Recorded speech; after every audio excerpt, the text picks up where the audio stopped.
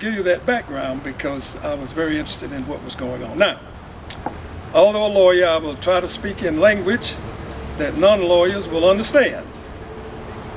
In February 1962, 6 African-American doctors, 3 African-American dentists, and 2 African-American patients filed a lawsuit in federal district court in Greensboro. The doctors and dentists sought admission to staff facilities at Moses Cone and Wesley Long hospitals without discrimination on the basis of race. The 2 patients sought admission to the hospitals for treatment of their illness and to be treated by their present physician or dentist without discrimination on the basis of race. As stated by the trial judge in Greensboro, prior to the institution of this action, the plaintiff physicians and dentists were denied staff appointments to Cone Hospital and were denied forms for use in making applications for admission to the staff of Wesley Long Hospital.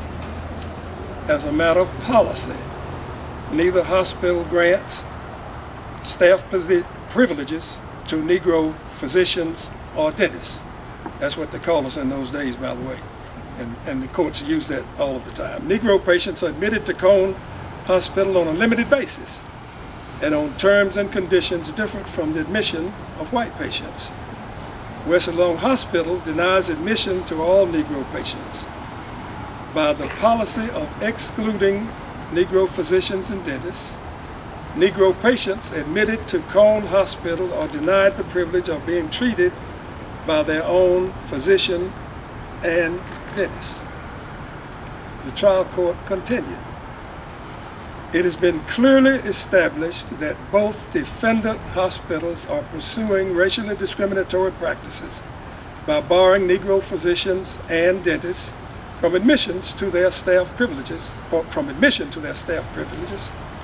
and by barring Negro patients from admission to their treatment facilities on the same terms and conditions as white patients.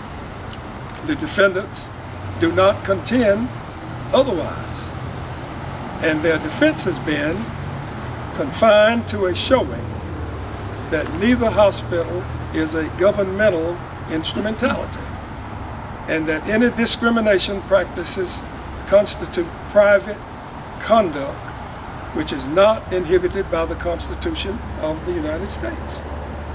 This is the basis of the motion of defendants to dismiss for lack of jurisdiction. And what they really meant that the court did not have the authority to decide the case. It has been firmly established that the inhibitions of the Fifth and 14th Amendments to the Constitution relate solely to governmental action, state or federal, and that neither amendment applies to acts by private persons or corporations. And then it goes on to cite cases to that effect. So the trial judge proceeded to examine the evidence and arguments presented and concluded as follows. The various contacts the defendant hospitals have been shown to have with governmental agencies, both federal and state, do not make them instrumentalities of government in the constitutional sense, or subject them to either the Fifth Amendment or the 14th Amendment to the United States Constitution.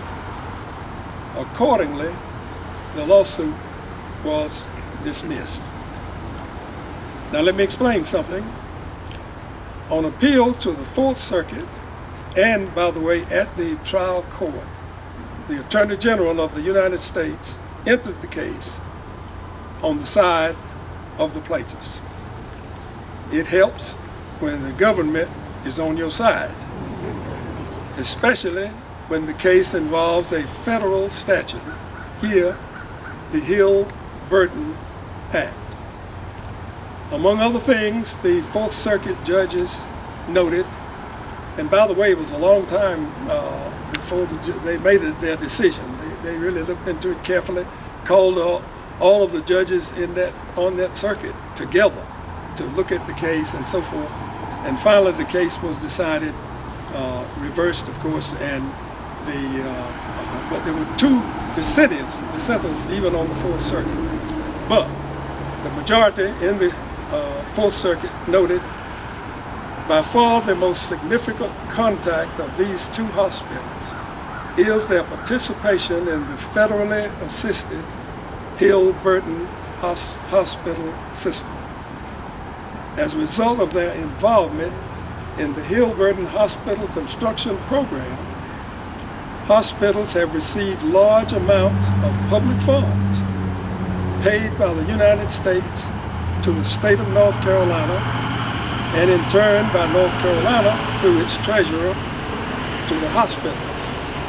They receive these funds as part of a state plan for hospital construction, which allocates available resources to hospitals with the state and contemplates and authorizes the defendants to exclude Negroes. When this action was commenced, the United States had appropriated, and they gave him millions of dollars that had been appropriated and so forth. And then it says, which constituted 15% of the total construction expense involved in Cone Health's two projects.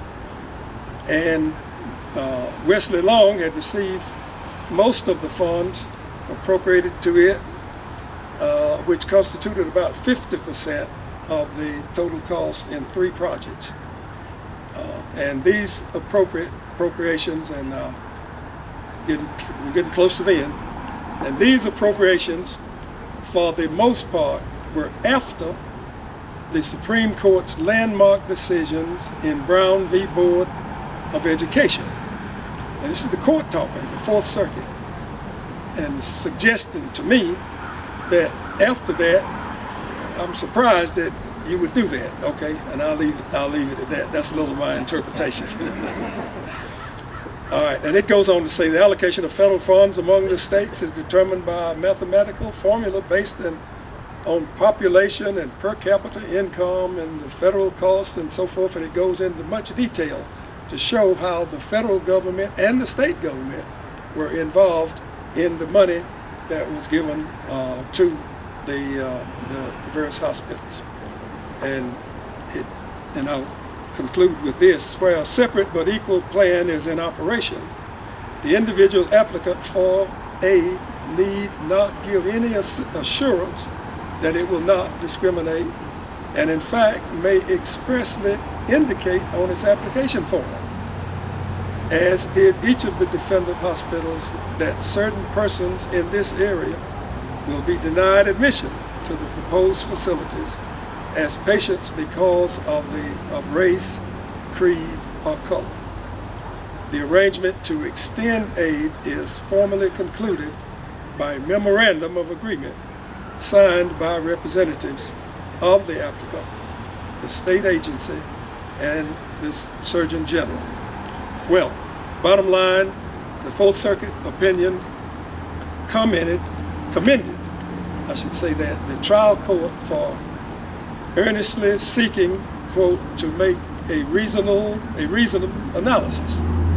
But it is our conclusion that the case was wrongly decided. Those were the words that the plaintiffs, now the appellants, wanted to hear. The case was a landmark.